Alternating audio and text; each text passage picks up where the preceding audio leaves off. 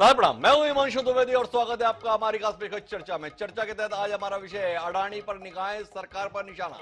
संदर्भ है राहुल गांधी। राहुल गांधी आज 4000 किलोमीटर की 5 महीने में की गई पदयात्रा के बाद लोकसभा में पहली बार बोले। लोकसभा का सत्र यूं तो एक हफ्ते पहले शुरू हो चुका है, जिसके तहत राष्ट्रपति का अभिभाषण भी हुआ, वित्त मंत्री ने बजट प्रस्तुत भी किया, लेकिन उसके बाद से कार्रवाई चल नहीं रही थी। चल इसलिए नहीं रही थी कि देश का विपक्ष इस बात को लेकर नाराज था कि देश का प्रमुख औद्योगिक समूह अडानी को लेकर बहुत कुछ दुनिया में और देश में घट रहा है और सरकार इसकी जांच कराने के लिए तैयार नहीं है, वो भी उनके अनुसार, अर्थात जेपीसी के द्वारा अथवा सुप्रीम कोर्ट के किसी कार्यरत न्यायाधीश के द्वारा। इसको लेकर एक गतिरोध बना हुआ था, पर आज अचानक विपक्ष, खास तौर पर कांग्रेस ने अपने रुख में बदलाव किया और चर्चा में हिस्सेदारी लेने का फैसला किया और इसी के तहत एक लंबे अंतराल के बाद कम से कम लोकसभा में कार्रवाई शुरू हुई। लोकसभा में जो कार्रवाई शुरू हुई उसके अंतर्गत राहुल गांधी मुखर होकर बोले, खास अंदाज में बोले, बड़ी हुई दाढ़ी के साथ बोले और 45 मिनट तक धारा प्रवाह बोले। उन्होंने अपनी भारत जोड़ो यात्रा को लेकर कुछ अनुभव साझा किए और अनुभवों में मूल बात यह थी कि वो जहां जहां भी गए लोगों ने उनसे सवाल किए और लोगों ने जो सवाल किए वो अडानी की तरक्की को लेकर किए। राहुल गांधी असमंजस में है, राहुल गांधी हैरत में है, राहुल गांधी परेशानी में है, राहुल गांधी दिक्कत में है और इस बात को लेकर दिक्कत में है कि ये अडानी 2014 तक $8 बिलियन की संपत्ति के स्वामी थे। वो नहीं समझ पा रहे हैं आज 2023 में कि अडानी 140 बिलियन डॉलर की संपत्ति के मालिक कैसे हो गए। राहुल गांधी ये भी नहीं समझ पाए कि जो शख्स या जो औद्योगिक समूह 2014 में 609वें नंबर पर अमीरों की सूची में था, वह दुनिया के अमीरों की सूची में दूसरे नंबर पर कैसे पहुंच गया। राहुल गांधी इस बात को इस रूप में समझ पाए कि शायद ये सरकार के संरक्षण के चलते हुआ। सरकार से भी उनका आशय सीधे तौर पर देश के सम्माननीय प्रधानमंत्री नरेंद्र मोदी के संरक्षण को लेकर था। उन्होंने अपने सवालों के जवाब खुद ही देने की कोशिश भी की और उसके तहत बताया कि यह सिलसिला वाइब्रेंट गुजरात से शुरू हुआ, जब नरेंद्र मोदी मुख्यमंत्री थे और उसी दौरान अडानी को संरक्षण मिलता रहा और वह संरक्षण अब देश के स्तर पर आ गया। उन्होंने उदाहरण सहित देश को सदन के माध्यम से समझाने की कोशिश की कि देखो, जैसे जैसे ये सरकार काम करती गई वैसे वैसे यह औद्योगिक समूह विस्तार लेता गया। आज हम इसी पर बात करेंगे। हम समझने की कोशिश करेंगे क्या इन 2014 से लेकर 2023 तक के सफर में केवल एक औद्योगिक समूह ने तरक्की की है? क्या इस दौरान बाकी औद्योगिक समूह की कोई तरक्की नहीं हुई? क्या इस दौरान देश की कोई तरक्की नहीं हुई? क्या इस देश में मौजूदा सरकार जो 9 साल की करीब पूरे करने जा रही है, उसने केवल एक व्यक्ति या एक औद्योगिक समूह को ही तरक्की देने के लिए काम किया है या इसके अलावा भी बहुत कुछ है? कहीं ऐसा तो नहीं कि इस दौरान देश में हर स्तर पर तरक्की हुई है और उस तरक्की में एक बड़ी हिस्सेदारी अडानी समूह की भी रही है? अडानी समूह को लेकर देश से बाहर न्यूयॉर्क की एक संस्था के द्वारा सवाल उठाए गए हैं। उन सवालों की बेचैनी से क्या देश में भी इतनी बेचैनी होना बहुत जरूरी है, इस पर भी हम बात करेंगे। समझने की कोशिश ये भी करेंगे कि क्या ये जीवन का आसान फार्मूला रहेगा कि कोई व्यक्ति अगर गरीब पैदा हुआ है तो उसे गरीब की मौत ही मरना चाहिए, या इस देश में लोगों को ये अवसर मिलने चाहिए कि गरीब से गरीब व्यक्ति भी देश के सर्वोच्च पद और सर्वोच्च स्थान पर पहुंचने के संदर्भ में हौसला भी रखे और उसे हासिल करके भी दिखाए। महत्वपूर्ण सवाल है, पर राहुल गांधी की चिंताओं के संदर्भ में तमाम विशेषज्ञ क्या सोचते हैं इस पर हम बात करेंगे। उनकी अपनी पार्टी क्या सोचती है इस पर भी बात करेंगे। हमारे साथ इस चर्चा को समृद्ध बनाने के लिए 5 खास मेहमान मौजूद हैं। जिस समय पर हम ये कार्यक्रम कर रहे हैं, खबर ये आ रही है कि राहुल गांधी के द्वारा उठाए गए सवालों के जवाब सदन में देने के लिए स्मृति ईरानी के द्वारा मोर्चा संभाला गया। वो स्मृति ईरानी के द्वारा जिन्होंने अमेठी में राहुल गांधी से मोर्चा लिया था, तो वो वहां पर जवाब दे रही है, लेकिन उनके उठाए सवालों को उत्तर हम भी इस कार्यक्रम में तलाशने की कोशिश करते हैं। हमारे साथ इस चर्चा का हिस्सा बनने के लिए जो मौजूद हैं उनसे परिचय कराएं उससे पहले लेकिन समय है आज के विचार सूत्र का। हमारा आज का विचार सूत्र ये कहता है कि 3 things can not be long hidden, the sun, the moon and the truth. अर्थात 3 चीजें ज्यादा देर तक नहीं छुप सकती, सूरज, चांद और सच्चाई। गौतम बुद्ध के द्वारा यह बात कही गई थी। हम इसी बात को जहन में रखते हैं। सच्चाई छुप नहीं सकती और वो सच्चाई क्या है उसे इस कार्यक्रम में भी तलाशने की कोशिश करते हैं। और हमारी इस कोशिश में मददगार बनने के लिए जो 5 खास मेहमान हमारे साथ हैं, उनमें से डॉक्टर चिंतामणि मालवीय जी हैं, जो भारतीय जनता पार्टी के प्रदेश उपाध्यक्ष भी हैं मध्य प्रदेश के और पूर्व सांसद भी हैं। हमारे साथ सुरेंद्र राजपूत जी हैं, देश के सबसे पुराने राजनीतिक दल के राष्ट्रीय प्रवक्ता हैं। हमारे साथ रविदास मेहरोत्रा जी हैं, विपक्ष की आवाज के तौर पर यहां मौजूद हैं, विधायक हैं समाजवादी पार्टी के। हमारे साथ विनीत बोलिंजकर जी हैं, प्रमुख हैं वेंचुरा रिसर्च सिक्योरिटीज के। समझेंगे 609 से 2 नंबर तक व्यक्ति पहुंचता कैसे है, और हमारे साथ इस चर्चा को अलग ऊंचाई, अलग आयाम देने के लिए मौजूद है देश के वरिष्ठ पत्रकारों में शुमार श्रवणकर जी। आप सभी का स्वागत है। चर्चा की शुरुआत चिंतामणि जी से करेंगे, पर चिंतामणि जी क्या बोलें इसकी भूमिका के लिए पहले राहुल गांधी के बयानों के वो महत्वपूर्ण हिस्से एक बार आपसे साझा करते हैं जो इस कार्यक्रम की बुनियाद है। एक बार सुने राहुल गांधी ने बोला क्या है। उसने कहा कि हमें तो लगता है कि ये जो अग्निवीर योजना है ये आर्मी के अंदर से नहीं आई, ये कहीं और से आई है, ये आरएसएस से आई है, होम मिनिस्ट्री से आई है। ये सीनियर आर्मी के लोगों ने कहा है, मैं नहीं कह रहा हूं, कि हमें लगता है कि ये आर्मी के ऊपर ये योजना थोपी गई है और ये आर्मी को कमजोर करेगी। आर्मी के जनरल्स ने हमें कहा, जो रिटायर्ड है उन्होंने हमें कहा, राहुल जी हजारों लोगों को हम हथियार की ट्रेनिंग दे रहे हैं और फिर थोड़ी देर बाद उनको समाज में डाल रहे हैं। बेरोजगारी है, समाज में हिंसा बढ़ेगी। तो उनके मन में था कि ये जो अग्निवीर योजना जो है ये आर्मी के अंदर से नहीं आई है, और मुझे नाम भी बताया कि अजीत डोभाल जी ने ये योजना आर्मी पे थोपी है। ये भी पूछा कि भैया एक बात बताइए, राहुल जी बताइए हमें कि अदानी जी का जो नेटवर्थ है वो 3 साल के अंदर, नहीं सॉरी 2014 से लेकर 2022 तक ये $8 बिलियन से $140 बिलियन कैसे हो गया? कैसे हुआ? ये 2014 में अगर आप दुनिया की, मुस्कुरा रहे हैं आप, बीजेपी में है ना आप, तो ये लिस्ट आती है, एक लिस्ट आती है दुनिया के सबसे अमीर लोगों की। इस पे ये 609 नंबर पे थे 14 में। 609 पीछे बिल्कुल। पता नहीं जादू हुआ, दूसरे नंबर पे पहुंच गए। मोदी है तो मुमकिन है। एक नाम सब जगह हमें सुनने को मिला, अदानी। यह नाम पूरे हिंदुस्तान में,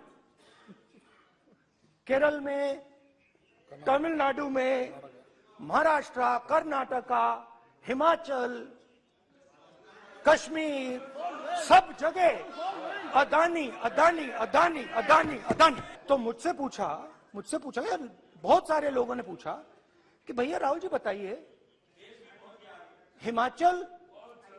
हिमाचल में सेब की बात होती है अदानी जी, कश्मीर में सेब की बात होती है अदानी जी, पोर्ट्स की बात होती है अदानी जी, एयरपोर्ट्स की बात होती है अदानी जी, इंफ्रास्ट्रक्चर। अच्छा हम सड़क पे चल रहे हैं, मैं पूछूं किसने बनाई? अदानी जी।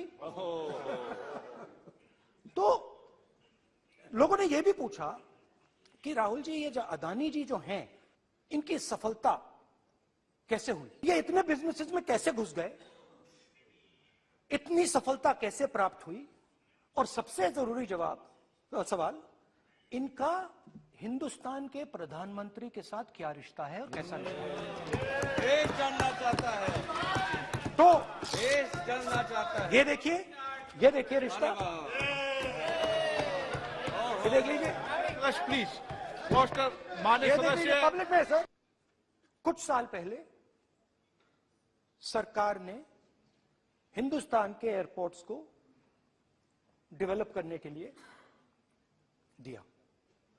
नियम था, there was a rule that anybody who does not have prior experience in airports cannot be involved in development of these airports.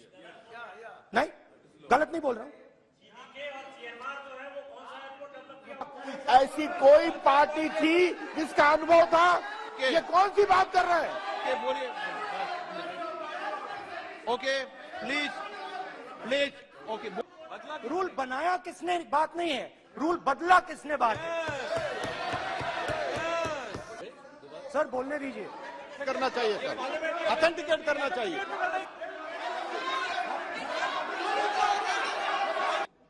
Rule बदला गया और अदानी जी को 6 एयरपोर्ट्स दिए गए।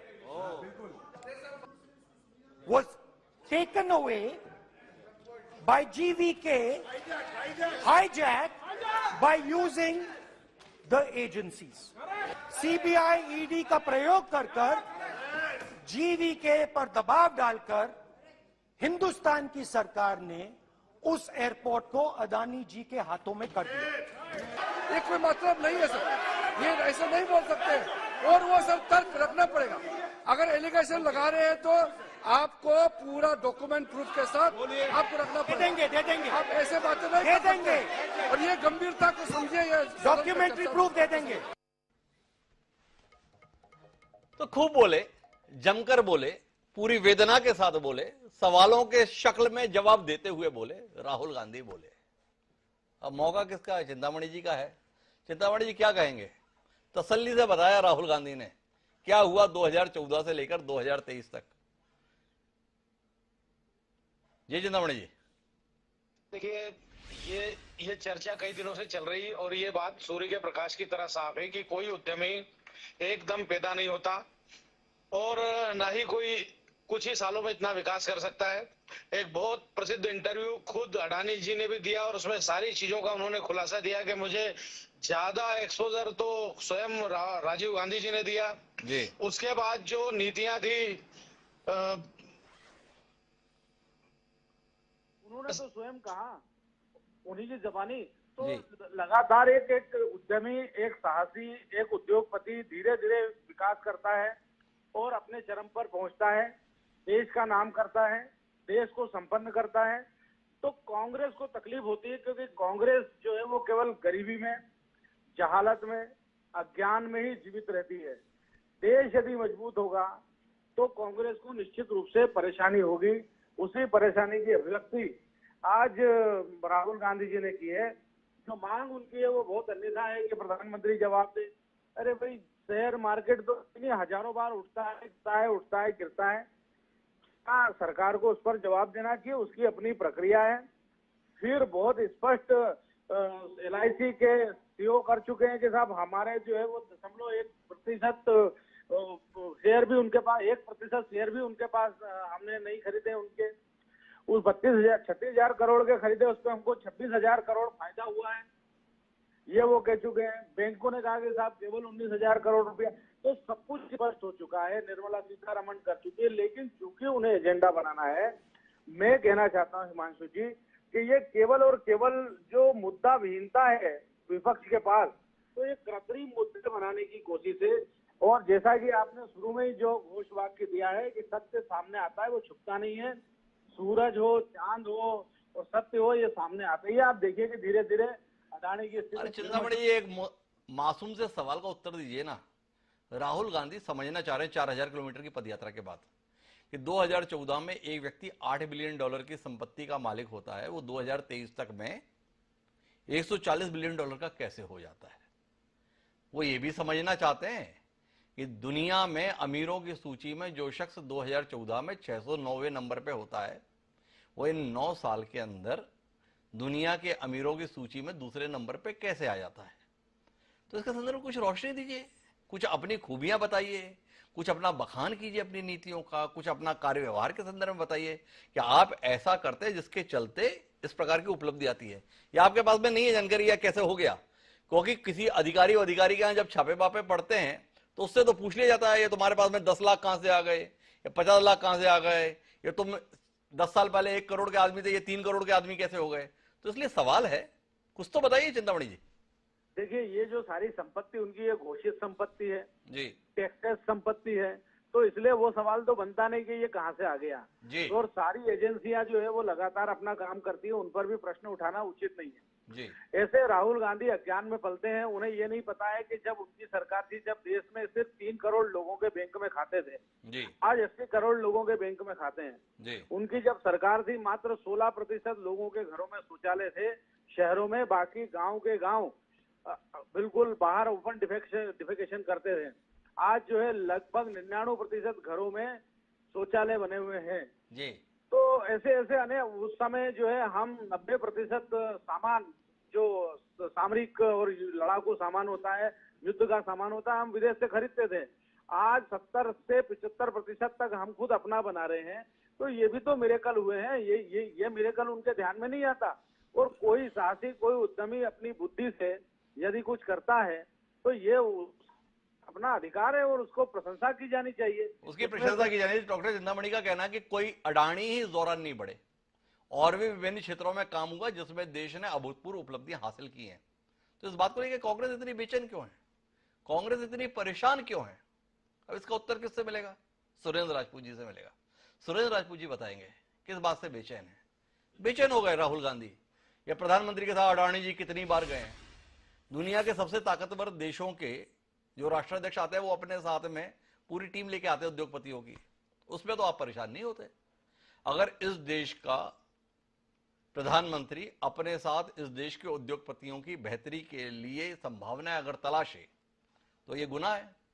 तमाम राज्यों के मुख्यमंत्री, जिसमें कांग्रेस शासित राज्यों के मुख्यमंत्री भी विदेश में निवेश के लिए जाते हैं तो अपने साथ उद्योगपतियों का दल ले जाते हैं और चाहते हैं कि वहां की संभावनाएं हमारे प्रदेश में आए। तो आपसे जानना चाहते हैं सुरेंद्र राजपूत जी, परेशानी किस बात की है? अडानी की तरक्की से परेशान है, देश की तरक्की से परेशान है, या कुछ और ऐसा है जिससे परेशान है? परेशान किस बात से?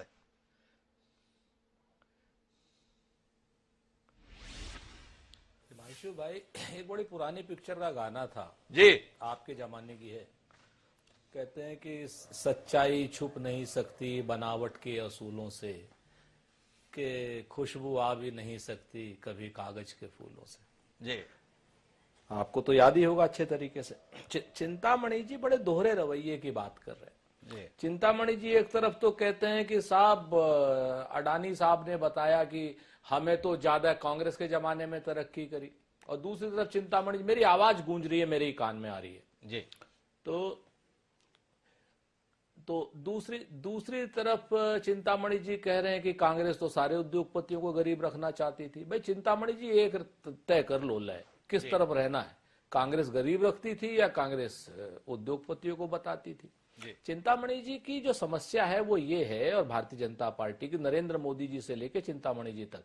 चिंतामणि जी तो बड़ी सभ्य भाषा में बात कर रहे हैं, मैं इनका धन्यवाद ज्ञापित करता हूं। लेकिन इनके यहाँ एक नथुने फुलाने वाले रविशंकर प्रसाद जी हैं, बार बार वो एकदम नाक ऐसे फुला करके बात करते हैं। क्या बताएं आपसे, ऐसा लगता है जैसे पूरे देश में चिंता देश के असामान्य रूप से विकास किए, जहां पर 81 करोड़ लोगों को 5 किलो राशन दिया जा रहा है, और जहां पर चंद उद्योगपति, बहुत कम 1 या 2 उद्योगपति जो हैं इस तरीके का लाभ पा रहे हैं, जिनके पास देश के सारे संसाधनों को सरकार छलपूर्वक, बलपूर्वक, कपटपूर्वक या किसी भी तरीके से उन्हीं लोगों को दे रही है। उसके मेरे पास प्रत्यक्ष उदाहरण है, आपके पास भी होंगे। अभी चिंतामणि जी ने कहा 88 में अडानी ने शुरू किया था काम, और 2014 तक इसकी मार्केट कैप 51,000 करोड़ रुपए थी। क्या नाम हिमांशु भाई जी? और 2014 से लेकर 2023 तक इसकी मार्केट कैप 21 लाख करोड़ हो गई। ये मैं नहीं कह रहा हूं, इसकी खुद की बुक कह रही है जी। मैं चिंतामणि जी से एक बात और इसी में कह देता हूं कि इस बुक पे अगर आप ध्यान से देखेंगे 2014 में ये उद्योगपति कितना टैक्स देता था।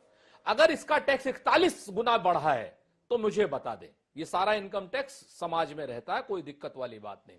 अगर इसकी नेटवर्थ 41 गुनी बढ़ी है तो इसका टैक्स भी 41 गुना बढ़ना चाहिए, नहीं बढ़ा। तीसरी बात मैं आपसे कहता हूं कि जब ये सारे उद्योगपति सारे प्रधानमंत्रियों के साथ जाते, मनमोहन सिंह जी के साथ जाते थे, राजीव गांधी जी के भी साथ जाते थे, देश के लिए काम करते थे।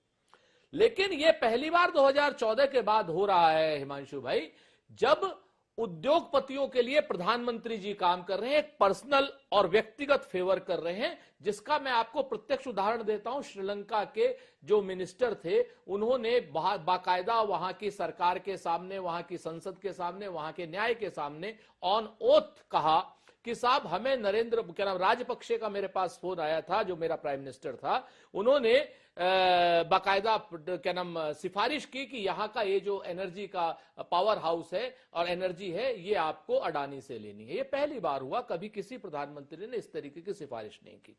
जैसे ही प्रधानमंत्री जी बांग्लादेश जाते हैं, वैसे ही प्रधानमंत्री जी के बांग्लादेश जाते ही पावर का समझौता बांग्लादेश से इनका हो जाता है। जैसे ही प्रधानमंत्री इजराइल जाते हैं, जो 90% इजराइल का डिफेंस का जो हिंदुस्तान के साथ करार है, 90% करार इजराइल के साथ हो जाता है, जो होता है वो अडानी जी के साथ होता है। 100 रुपए में से 90 रुपए अडानी जी की कंपनियों को चले जाते हैं, जिसमें वो बाकायदा वो उड़ाने वाले क्या होते हैं, क्या बोलते हैं उनको, ड्रोन एल्बिट कंपनी जो है वो समझौता करती है सर। और हेलो, हाँ, ड्रोन का कोई प्रायर एक्सपीरियंस नहीं अडानी जी के पास, ड्रोन का एक्सपीरियंस HAL के पास है। HAL को वो काम नहीं देते हैं मोदी जी देते हैं अडानी जी को काम।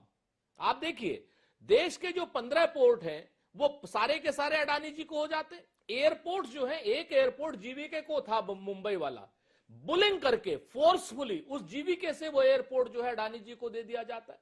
तो ये जब सारी चीजें अडानी जी को विलफुल तरीके से दी जाएंगी सरकार के संरक्षण में, मोदी जी के संरक्षण में, या सत्ताधारी ताकतवर लोगों के संरक्षण में, तो वो तो 41 क्या 410 गुना बढ़ेंगे। तो यहां पर प्रश्न ये जो उठ रहा है हमारा कि क्या देश के संसाधनों पे सिर्फ अडानी जी का हक है? क्या पावर ट्रांसमिशन पहले नहीं होती थी? आपको इनकी जानकारी के लिए चिंतामणि जी की बता दूं कि 6,18,000 गांव में बिजली थी 2014 तक, और 6,40,000 गांव है। 22,000 गांव में आपने पिछले 8 साल में बिजली दी है सर। तो पावर ट्रांसमिशन पहले भी था, अडानी को देने की आवश्यकता नहीं थी। पावर हाउसेज अडानी को देने की आवश्यकता नहीं थी। नए पावर हाउस कितने उसने बनाए वो देखने की आवश्यकता है। नई ट्रांसमिशन लाइन कितनी बचाई है देखने की आवश्यकता है। नया पोर्ट अगर एक भी बनाया हो अडानी ने तो बताइए, नया एयरपोर्ट एक भी बताया हो अडानी ने तो बताइए। आप अडानी के लिए 50 एयरपोर्ट और बना रहे हैं वर्तमान बजट में, और कह रहे हैं कि ये 50 के 50 भी अडानी जी को दे देंगे। भाई वो बना क्या रहा है? हमारी बनी बनाई चीज पे टैक्स वसूल रहा है, एयरपोर्ट टैक्स वसूल रहा है। तो इन सारी चीजों को लेकर राहुल गांधी जी सवाल उठाते हैं। राहुल गांधी जी ये सवाल उठाते हैं कि वो इनकम टैक्स भी कितना दे रहा है, कितना दे रहे हैं, ये सवाल है। पर मेरा सुरेश राजपूत जी आपसे सवाल है कि आप कहां पर खड़े हैं? आपने चिंतामणि जी को लेकर सवाल उठाया कि चिंतामणि जी एक तरफ ये कह रहे हैं, एक तरफ ये कह रहे हैं, और आपने बताया कि 2014 में 51,000 करोड़ के आदमी थे, अब 21 लाख करोड़ की वैल्यूएशन हो गई इनकी कंपनियों की। इस कदर विस्तार हो गया इनकी कंपनी का। हिडनबर्ग की रिपोर्ट जिसके साथ इस समय कांग्रेस या विपक्ष खड़ा है, वो हिडनबर्ग की रिपोर्ट कहती है कि ये ओवर वैल्यूएशन है। 85% या 85 गुना ज्यादा। अब तो सवाल इस बात का है कि आप हैं किसकी तरफ? अडानी वाकई इतना बड़ा हो गया इसके साथ में है, या हिडनबर्ग की रिपोर्ट के साथ में है कि ये जो भी कुछ है इतना बड़े नहीं हुए हैं, ये बड़े दिख रहे हैं? तो इसके संदर्भ में थोड़ा सुरेश राजपूत जी बताए ना, है किसके साथ में? वो कहते हैं ना, कितने मासूम लग रहे हो, तुम्हें जो जालिम कहे वो झूठा है। हिमांशु भाई इतने मासूम है आपकी, मजा आ जाती है आपसे बात करके। इतनी मासूमियत भरा सवाल कर दिया आपने कि हम किसके साथ। आप जैसा खूंखार व्यक्ति सामने तो मासूम सवाल से ही काम चलाएंगे। तो हम कहते हैं ना कि इतनी मासूम लग रहे हो, तुम्हें जो जालिम कहे वो झूठा है। तो मैं आपसे बड़ी सिंपल सी बात कह रहा हूं, तो देश की जनता के साथ में हम तो कहते हैं कि हर उद्योगपति को एनवायरनमेंट मिलना चाहिए, उद्योगपति देश के लिए काम करे, ना कि देश का प्रधानमंत्री उद्योगपति के लिए काम करे। आज तक पिछले कई सालों में, पिछली बार भी कह चुका था कि आपने किसी प्रधानमंत्री की पीठ पर किसी उद्योगपति का हाथ की फोटो अगर आपने 70 साल में देखी हो तो बता दें। खैर वो विषय नहीं है, हम उस पर भी बेवजह नहीं आना चाहते। हम एनवायरनमेंट देते थे, उद्योगपति बनते थे। ये लोग एनवायरनमेंट लेते हैं और उद्योगपति। ये 600 सेल कंपनियां जो हैं, ये किसकी हैं? कहां से पैसा आ रहा है? कौन सा पैसा आ रहा है? किसका पैसा है? क्या ये जानने का हक भारत की जनता को या भारत की सरकार को नहीं है? बिल्कुल है। ये पैसा आ कहां? अगर इन्फ्लेटेड है, हिडनबर्ग को चूल्हे भाड़ में जाने दीजिए। हिडनबर्ग की रिपोर्ट को हम वो नहीं कह रहे, हम तो एक ही चीज कहते हैं कि साहब हिडनबर्ग की रिपोर्ट को, चाहे हिडनबर्ग के खिलाफ आप जेपीसी करिए, चाहे हिडनबर्ग अडानी के खिलाफ जेपीसी कीजिए। हम तो कहते हैं अगर हिडनबर्ग ने हमारे देश के खिलाफ कोई आक्रमण किया है, आर्थिक आक्रमण, तो उसको भी कड़ी से कड़ी सजा हमारे देश में ला करके मिले। लेकिन जब तक जांच नहीं होगी तब तक कैसे पता चलेगा? हम पक्ष और विपक्ष बन जा रहे हैं। चिंतामणि जी सत्ता में रहते हुए विपक्ष जैसे सवाल पूछ रहे हैं। चिंतामणि जी को तो सत्ता में रहते हुए, मोदी जी को सत्ता में रहते हुए इसकी जांच करनी चाहिए कि साहब आखिर ऐसा हो क्या रहा है कि अचानक से एक छोटी सी कंपनी की रिपोर्ट आई और हमारा बड़ा सा अडानी जो है धड़ाम से नीचे गिर गया। क्या इसकी जांच नहीं होनी? क्या इसकी जांच नहीं होनी चाहिए? तो सुरेंद्र राजपूत जी की चिंता जनता के लिए है, जनता को जानना चाहिए, जनता के साथ कांग्रेस खड़ी है। जितने सवाल चिंतामणि जी ने भी उठाए हैं और जितने सवाल सुरेंद्र राजपूत जी और राहुल गांधी पूछ रहे हैं, इसका उत्तर देने के लिए मेरे पास विनीत बोलिंजकर जी हैं, पर उनके पास आऊं उससे पहले विपक्ष की एक और आवाज सुनना चाहता हूं, और इसके लिए मैं रविदास मेहरोत्रा जी के पास जाना चाहता हूं और उनसे जानना चाहता हूं, आप भी इतने बेचैन है क्या मेहरोत्रा जी, अडानी को लेकर, मोदी जी को लेकर, उद्योगपतियों को लेकर, या आपका नजरिया कुछ और है कि देश में बात करने के लिए और भी विषय थे, हम किस विषय में उलझ गए? क्या कहते हैं रविदास जी? देखिए, लगातार 9 सालों में जी पूरे देश की संपत्ति बेचने का काम हो रहा है जी, और वो संपत्ति अधिकांश अडानी खरीदने का काम कर रहे हैं जी। आप जहां पर जाइए, सड़क पर जितने भी टोल टैक्स बने हुए हैं जी, उसमें अधिकांश टोल टैक्स जो है उसकी वसूली अडानी कराने का काम कर रहा है। एयरपोर्ट जो बेच दिए हैं, लखनऊ का एयरपोर्ट है अडानी का हो गया, और उसके बाद उसी एयरपोर्ट के ऊपर यहां तक कि पार्किंग के चार्ज 3 गुने हो गए जी। और जो जनता वहां जाती थी उसकी जो पार्किंग हो रही थी उसके दाम 3 गुना बढ़ा दिए। ऐसे ही लगातार पूरे देश में लगातार संपत्ति बढ़ी अडानी की जी। जो अभी कहा सुरेंद्र राजपूत जी ने, ये बात सही है कि 51,000 करोड़ रुपया उसके पास था 2014 में और आज हो गया 21 लाख करोड़ रुपया। ये संपत्ति बढ़ाने में भारतीय जनता पार्टी की सरकार का संरक्षण है जी। प्रधानमंत्री जो है वो बड़े पूंजीपतियों के लिए काम करने का काम कर रहे हैं। हम लोग ये चाहते हैं कि समाजवाद के तहत देश चले जी। और अमीर और गरीब के बीच में 10 गुना अंतर हो, मालिक और मजदूर के बीच में 10 गुना का अंतर हो, मंत्री और संतरी की तनख्वाह के बीच में 10 गुने से अधिक का अंतर ना हो। लेकिन आज क्या हो रहा है, जो गरीब आदमी है वो और गरीब हो रहा है और जो अडानी और अंबानी है उनकी संपत्ति पे बेतहाशा वृद्धि हो रही है। देश के प्रधानमंत्री जी विदेश जाते हैं और जा करके अडानी को ठेका कैसे मिले वहां पर, इसके लिए प्रयास करते हैं। आज ऐसा लग रहा है कि देश की सरकार, देश के प्रधानमंत्री अडानी के चौकीदार बन गए हैं और पूरे देश के अंदर जीडीपी ग्रोथ कम हो रहा है, बेरोजगारी बढ़ रही है, भूखमरी बढ़ रही है, गरीब जनता परेशान है, महंगाई आसमान छू रही है, लेकिन जो गरीब है और गरीब हो रहा है और अडानी की संपत्ति में 42 गुना 9 साल में वृद्धि हो गई। और मनमाने रूप से जो है अगर बस चल जाए तो पूरा देश भारतीय भाजपा की सरकार अडानी के हाथ में बेच देगी। और रविदास जी, मेरे एक सवाल है बीच में, लगभग आप वो सारी बातें कह रहे हैं जो सुरेंद्र राजपूत जी ने इस कार्यक्रम में कही या राहुल गांधी जी ने आज लोकसभा में कही, पर इतना कुछ अराजक चल रहा है अगर देश में, तो यहां तो छोटी छोटी बातों के लिए अदालत की ओर रुख कर जाते हैं। ये इतनी अंधेरगर्दी देश में मचा रखी है सरकार ने, ये अदालत कुछ कर नहीं रही क्या, या अदालतों को भी अडानी के हवाले कर दिया गया है, ऐसा आपका मानना है? जी रविदास जी।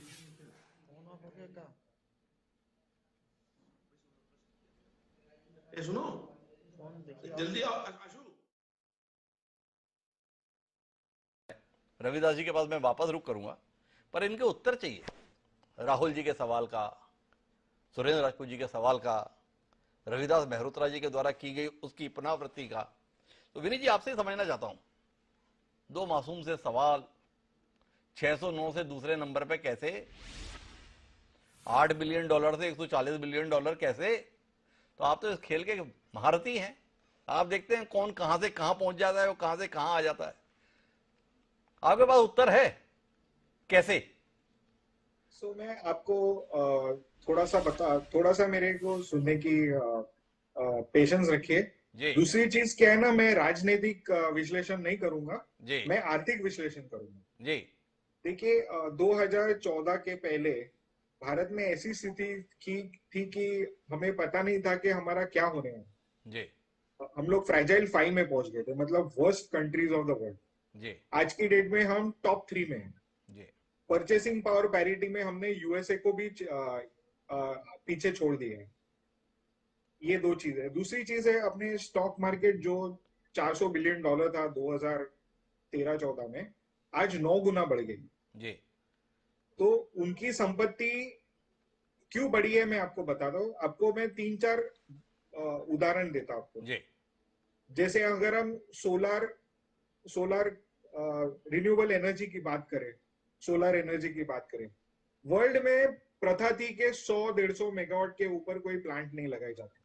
जी अडानी जी ने जो पहला सोलर प्लांट लगाया वो 650 मेगावाट का था, लार्जेस्ट इन द वर्ल्ड। अगर हम पोर्ट्स की बात करें, जो मुंड्रा पोर्ट इनको दिया गया था 2001 के साल में, तभी वहां पे कुछ नहीं था।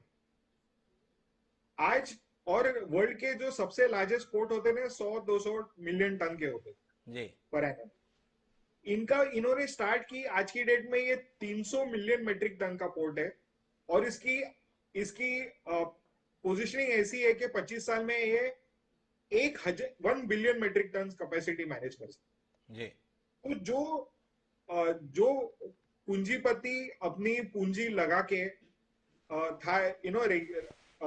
जाए कच्छ में, ऐसी वीरान जगह में जाके उधर एक बिजनेस खड़ा करे जहां पे कोई जाने को तैयार नहीं, जी उसको आपको जो जीता वही सिकंदर कहते हैं ना। जी तो उन्होंने उनकी पूंजी लगाई, उन्होंने अपना रिस्क लिया, वहां से उनको अपॉर्चुनिटी गवर्नमेंट ने दी। मैंने ये नहीं कह रहा हूँ कि गवर्नमेंट ने नहीं दी, जी गवर्नमेंट ने दी, उन्होंने फायदा लिया और देश का भला भी किया। जी ओके, आप दूसरी ओर पे देखिए, आज सोलर एनर्जी इंडिया में, वर्ल्ड क्लाइमेट चेंज की हम लोग बात करते हैं।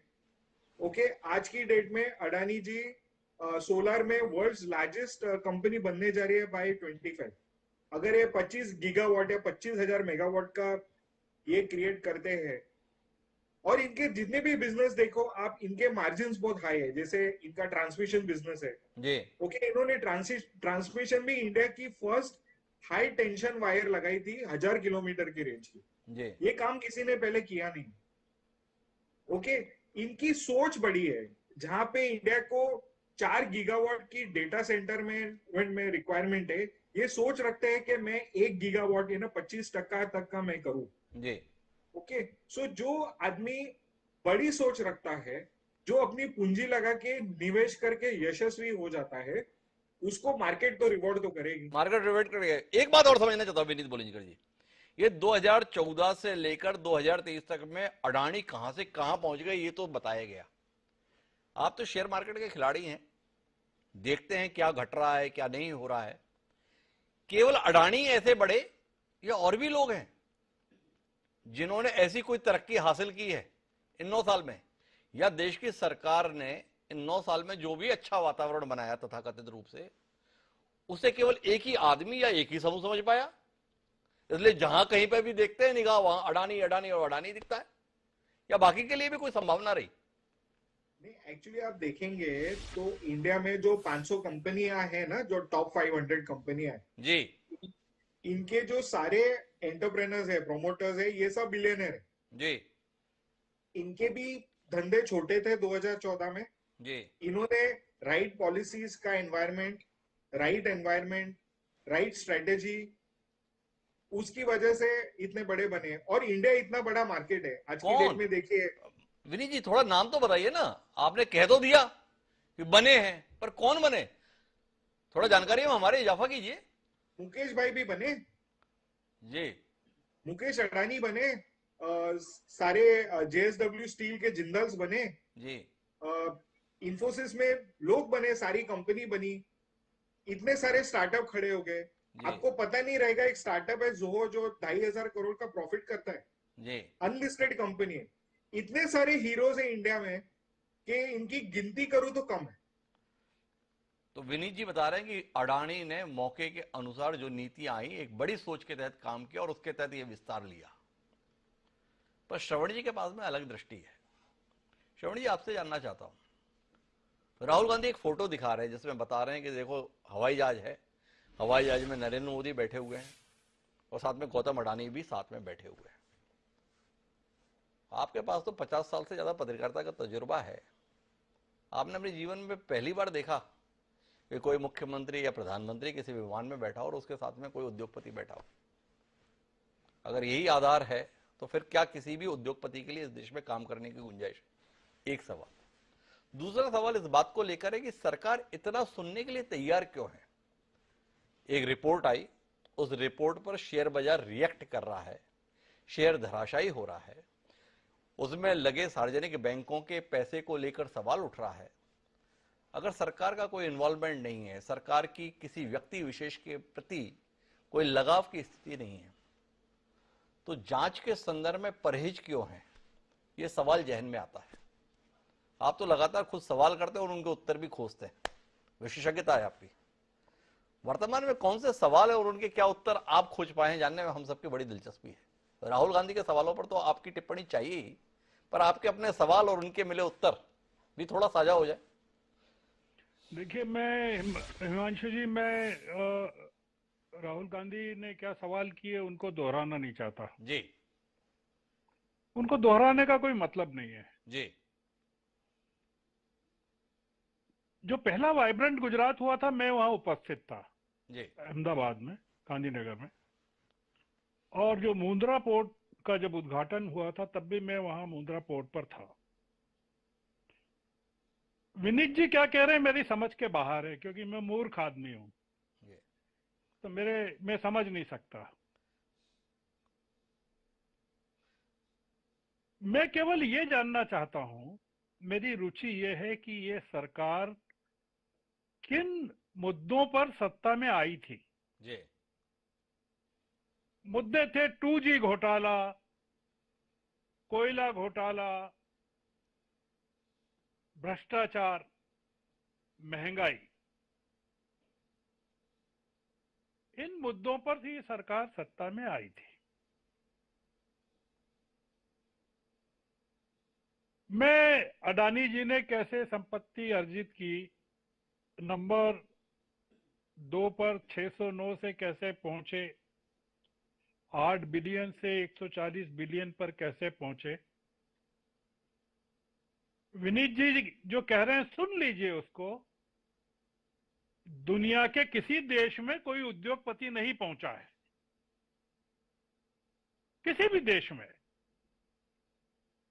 कि 609 से 2 पर और 8 बिलियन से 140 बिलियन पर, विकसित देशों में भी। भारतीय जनता पार्टी, अब हमको जो बात करना है ना हिमांशु जी, कि भारतीय जनता पार्टी के पास इसका जवाब क्या है। जी। आपने हमें जानकारी दी कि स्मृति ईरानी जवाब देंगी। हमको इसका जवाब निर्मला सीतारमण से चाहिए, इसका जवाब पीयूष गोयल से चाहिए, इसका जवाब ज्योतिरादित्य सिंधिया से चाहिए, इसका जवाब राजनाथ सिंह से चाहिए। उन्होंने डिफेंस का मामला उठाया है ना जी, कि स्ट्रेटेजिक सेक्टर में आपने बिना अनुभव के एक कंपनी को बिना एक्सपर्टीज के दे दिया HAL का काम। जी। उन्होंने कहा कि आपने नियम बदल के, कि एयरपोर्ट का अनुभव नहीं है, आपने एयरपोर्ट सौंप दिए। तो सिंधिया जी को जवाब देना चाहिए। डिफेंस का मामला है, राजनाथ सिंह को जवाब देना चाहिए। विदेश मामला है, जयशंकर को जवाब देना चाहिए। LIC और SBI का मामला है, निर्मला सीतारमण को जवाब देना चाहिए। अग्निवीर का मामला है, वो आरोप लगा रहे हैं जी कि RSS और होम मिनिस्ट्री के दबाव में किया। उन्होंने डोभाल साहब का नाम लिया, तो हमारे गृह मंत्री को जवाब देना चाहिए। यह महिला और बाल कल्याण का तो कोई उन्होंने उल्लेख नहीं किया इसमें, कि जो स्मृति ईरानी को जवाब देना है। देश जानना चाहता है कि भारतीय जनता पार्टी के पास क्या जवाब है। देश की रुचि अब इसमें नहीं है कि आरोप क्या लगाए हैं। आप राहुल गांधी को देखिए कि 2018 में जब उन्होंने अविश्वास प्रस्ताव पर बोलते हुए जब ये कहा कि आप प्रधानमंत्री की तरफ देखकर कि आपके लिए मेरे भीतर, मेरे प्रति आपके मन में नफरत है, गुस्सा है, मगर मेरे अंदर आपके प्रति इतना सा भी गुस्सा नहीं है, इतना सा भी क्रोध नहीं है और इतनी सी भी नफरत नहीं है।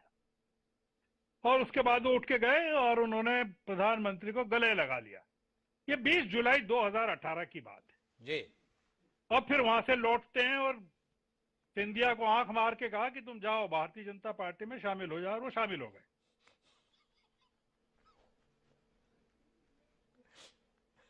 उस आदमी ने, राहुल गांधी ने 5 साल में इस देश का एजेंडा बदल दिया जी। बिना पढ़े कागज देखे वो आदमी बोल रहा था और प्रधानमंत्री पार्लियामेंट में नहीं थे। आप सोचिए कि वो आदमी किस कॉन्फिडेंस के साथ आप पर आरोप लगा रहा है, देश की तरफ से लगा रहा है, और आपके पास जवाब नहीं है। आप बगले झांक रहे हैं। मैं माफी के साथ बीच में जानना चाहूंगा श्रवण जी, आपने कैसे कह दिया कि जवाब नहीं है? हमें बताया गया, खबर आई हुई है, देश के प्रधानमंत्री कल राष्ट्रपति के अभिभाषण पर शाम 4 बजे लोकसभा को संबोधित करेंगे और उसके अगले दिन राज्यसभा को संबोधित करेंगे। प्रधानमंत्री जी हाँ हाँ जरूर करेंगे, हम प्रतीक्षा करेंगे, उनके जवाबों की भी प्रतीक्षा करेंगे जी। प्रधानमंत्री अगर जवाब देते हैं राहुल गांधी के उठाए मुद्दों का, तो इससे बड़ा देश का और क्या सौभाग्य हो सकता है कि वो राहुल गांधी कह रहे हैं कि अग्निवीर योजना को लेकर, अग्निपथ योजना को लेकर आर्मी के लोगों ने उनसे कहा कि ये आर्मी के लोगों की योजना नहीं है जी। और उन्होंने जो डर व्यक्त किया कि 4 साल के बाद जब इन लोगों को ये सशस्त्र प्रशिक्षण दिया जाएगा जी और ये निकलकर बेरोजगार हो जाएंगे, तब समाज में हिंसा फैल जाएगी। आप मुझे बताइए कि ये जो आरोप राहुल गांधी लगा रहे हैं, ये तो बड़े गंभीर किस्म के आरोप हैं। वो केवल अडानी पर नहीं लगा रहे हैं, वो तो बहुत सारी चीजों पर लगा रहे हैं। उन्होंने पूछा है, प्रधानमंत्री अगर कहेंगे, जवाब देंगे कि उन्होंने पूछा राहुल गांधी ने कि आप कितनी बार साथ में गए विदेश। उन्होंने पूछा है कि आपके जाने के पीछे पीछे कितनी बार आ गए अडानी वहां। उन्होंने पूछा है कि जब वो चले गए वहां से उसके बाद कब पहुंचे और कितने कॉन्ट्रैक्ट उन्होंने साइन किए। और उन्होंने पूछा है कि अडानी जी ने बीजेपी को कितना चंदा दिया और इलेक्टोरल बॉन्ड्स में कितना खर्च। प्रधानमंत्री अगर इन सवालों के जवाब देते हैं तमाम चीजों के, तो इससे बड़ी तो कोई बात ही नहीं हो सकती। इससे बड़ी कोई बात नहीं हो सकती। तो कुल मिलाकर श्रवण जी स्पष्ट तौर पर राहुल गांधी के द्वारा उठाए गए मुद्दों के साथ खड़े। उनको लगता है कि राहुल गांधी ने देश के संदर्भ में एक विमर्श पैदा किया है। 45 मिनट धारा प्रवाह राहुल गांधी ने आज सदन को संबोधित किया बगैर कागज देखे, और उसमें उठाए गए मुद्दों के जवाब आने चाहिए।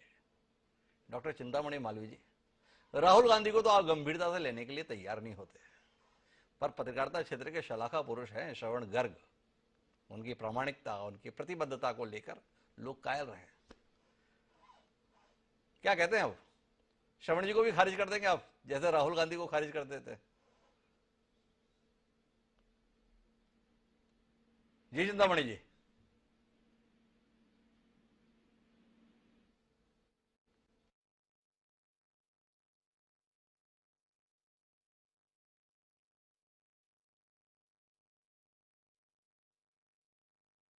चिंतामणि जी मेरी आवाज सुन पा रहे हैं? हेलो जी चिंतामणि जी, आप सुन पा रहे हैं मुझे? जी बिल्कुल सुन पा रहा हूं। क्या है, मुझे बहुत अच्छा लगता है कि मैं आदरणीय श्रवण गर्ग जी को सुन पाता। उनको सुनना और उनको पढ़ना दोनों मुझे बड़ा प्रिय लगता है। यद्यपि मैं उनसे कभी सहमत नहीं हो नहीं पाता हूं, और मैं उन्हें सुन नहीं पाया हूं। इसलिए कोई दूसरा कोई सवाल हो तो आप जरूर बताएं। चिंतामणि जी श्रवण जी को नहीं सुन पाए, कोई दिक्कत की बात नहीं। श्रवण जी ने उन सवालों के उत्तर चाहे हैं जो राहुल गांधी ने सदन में उठाए हैं। उन्हें लगता है इन सवालों के उत्तर मिलने चाहिए, और देश के प्रधानमंत्री अगर इसका उत्तर कल देते हैं तो यह देश का सौभाग्य होगा। इसलिए ज्यादा उलझन की बात नहीं है। आप श्रवण जी का बड़ा सम्मान करते हैं, श्रवण जी का पढ़ना, उनका बोलना आपको बहुत अच्छा लगता है, मैंने उसे दोहरा दिया। अब आप उत्तर दीजिए, हम लोगों को बहुत अच्छा लगेगा अगर आपके पास उसका कोई उत्तर हो तो। देखिए, जिन विषयों का सरकार से कोई लेना देना नहीं, एक प्राइवेट इंस्टीट्यूशन है, प्राइवेट संस्था है, वो कैसे विकास करती है, क्या करती है, नियमों के अनुसार काम करती है, उस पर कोई शिकायत हो तो शिकायत की बात की जाए।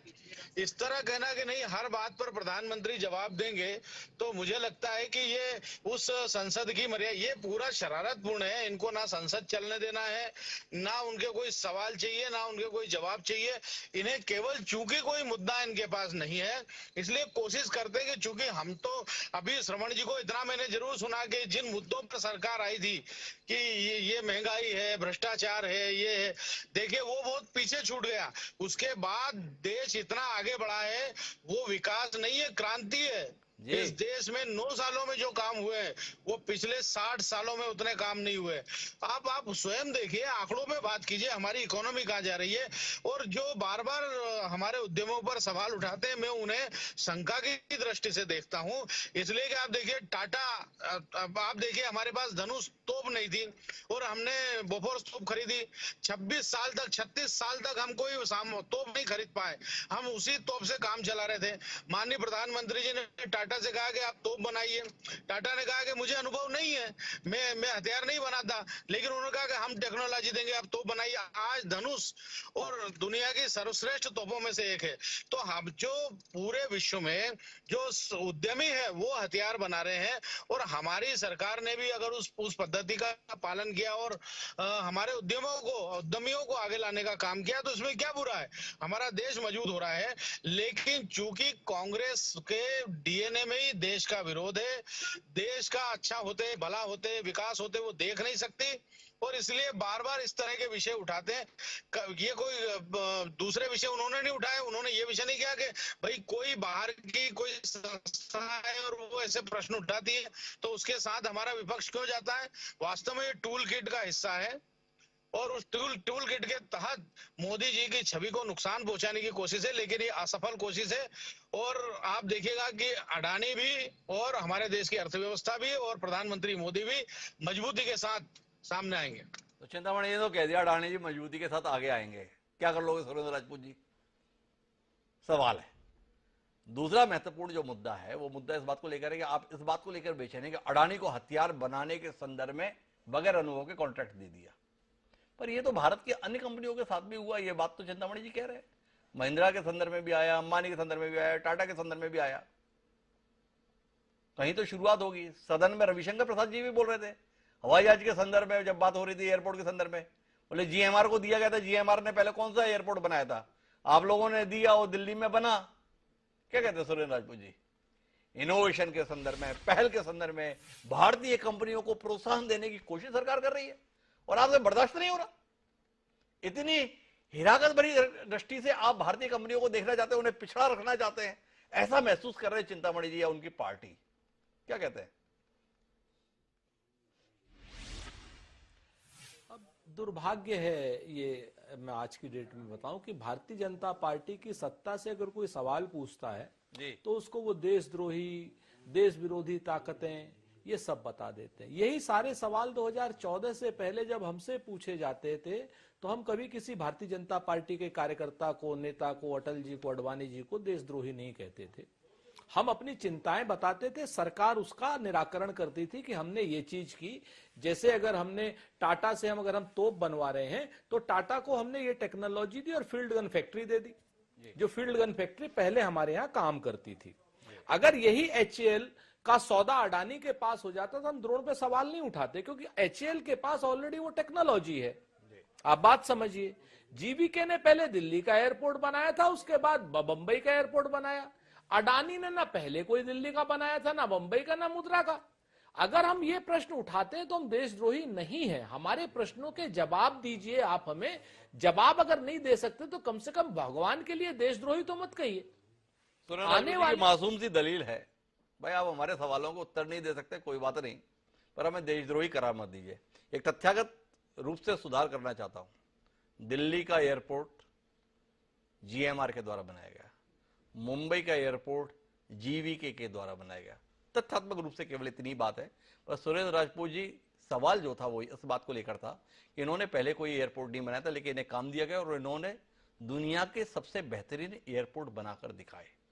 आपके दौर में ये पहल हुई तो सराहनीय हो गई, इनके दौर में अगर ऐसी कोशिश हो रही है तो अपराध हो गया। इसको लेकर तो कुछ कहिए ना। अब सुन लीजिए ना सर, मैं वही तो बात आपसे कहना चाह रहा हूं। दिल्ली के एयरपोर्ट का बनाने का काम जीएमआर ने किया, बंबई के एयरपोर्ट का बनाने का काम जीएमआर जीवीके ने किया। इन लोगों ने बिल्कुल नई चीजें बनाई, लेकिन जो बाकी एयरपोर्ट बनाए गए हैं, जो दिए गए हैं, वो संचालन के लिए अडानी जी को, यानी बना करके अडानी जी को दे दिए गए।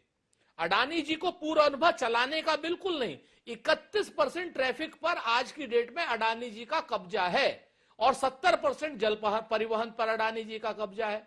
तो आप हमको ये बताइए, हथियारों पर जो नए हथियार बन रहे हैं, अगर हमारे यहाँ पहले, हम हिमांशु जी बहुत लंबी बात हो जाएगी, कानपुर की मैं small arms factory, field gun factory, FG के ये जितनी भी पैराशूट फैक्ट्री, ये सब प्राइवेट प्लेयर्स के पास गई, तो इनके पास टेक्नोलॉजी है पहले से। चाहे वो टाटा के पास गई, चाहे वो महिंद्रा के पास गई, चाहे वो मध्य प्रदेश में जो फैक्ट्रीज हैं उनके पास, वो अगर हथियार बनाएंगे तो हथियार बनेंगे।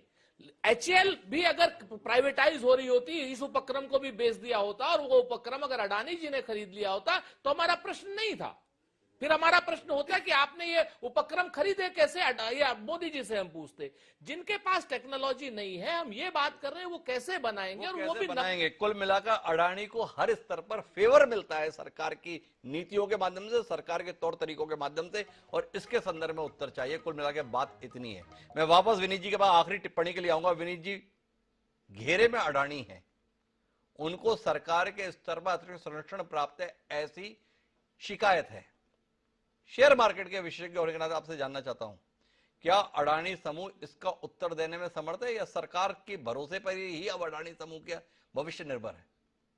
नहीं, देखिए, इन्होंने अभी क्या किया है, ये इंटरनेशनल कोर्ट ऑफ जस्टिस में जाने की तैयारी में है जी, क्योंकि ये मामला बाहर का है, इंडिया में नहीं है और कोई भी जुरिस्डिक्शन में नहीं आता है, क्योंकि हिंडनबर्ग ने शेयर तो किसी एक्सचेंज में तो बेचे नहीं जी, उन्होंने प्राइवेट में किसी थर्ड पार्टी के साथ सौदा किया है जी, और उनका इंसल्ट किया है, उनकी बदनामी की है, डिफेमेशन का केस है, ये सब चलेगा जी। तो हमें नहीं लगता है अडानी ने जो भी किया है मार्केट में बाय इंडियन लॉस किया हुआ है। उनकी कंपनी लिस्टेड कंपनीज है, उन्होंने टेंडर में से सारे प्रक्रिया खरीदे हैं, उनके ऊपर वेरियस रेगुलेटरी एजेंसी है। जैसा आपकी अगर पावर की बात करेंगे तो पावर की रेगुलेटरी एजेंसीज है, अलग अलग स्टेट में अलग अलग एजेंसीज है पावर की जी। अगर आप डिफेंस की बात करें तो उन्होंने टेक्नोलॉजी पार्टनर के साथ आके उन्होंने प्रवेश किया, उन्होंने निवेश किया, टेक्नोलॉजी पार्टनर इजरायली लेके आए, उनके साथ कर रहे। तो सुरेंद्र जी की बात से मैं सहमत नहीं हूं कि उनके पास टेक्नोलॉजी नहीं है, उनके पास टेक्नोलॉजी पार्टनर है। और इंडिया में जब पहले गाड़ियां बनाई गई थी इंडिया में, टेक्नोलॉजी पार्टनर को लेके ही आए थे। जैसे मारुति जब पहले चालू हुई थी तो सुजुकी साथ में आया था, वो तो कांग्रेस वाले ही ने चालू की थी पार्टी गाड़ी बनाने का कार्यक्रम, और वो सुजुकी को पार्टनर लेके आए थे। तो मेरे हिसाब से सारे उचित काम किए हैं। उनकी प्रोग्रेस